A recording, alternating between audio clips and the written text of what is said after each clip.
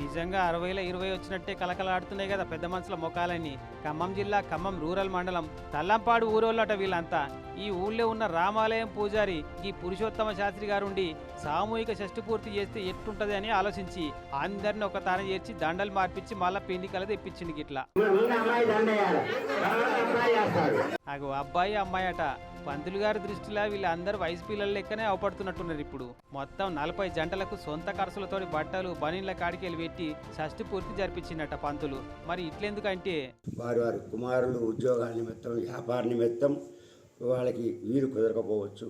అలాగే లేనటువంటి ప్రజలు కూడా ఈ యొక్క షష్ఠి పూర్తి జరిపించుకోవడం అనేది చేతకాక కూడా కొంత ఆలస్యం చేస్తూ ఉంటారు. 65, 70 సంవత్సరాలు వచ్చినటువంటి వృద్ధుల వరకే పిలిపించి వారికి ఈ యొక్క సన్మానంగా షష్ఠి పూర్తి జరిపించానండి. ఈ ఊరికి ఊళ్ళే పూజలు చేయబట్టి 40 ఏళ్ళు ఏమో దాటబట్టిందట. ఊరికి ఎంతో కొంత మేలు చేయాలని ఇట్లా ఎవ్వరు చేయాలి తీరులా ఆలోచించి నవ్వుడే మర్చిపోయిన వాళ్ళందరి ముఖాలల్లా బోసి నవ్వుల ఎలుగులు నింపిండు పంతులు గారు.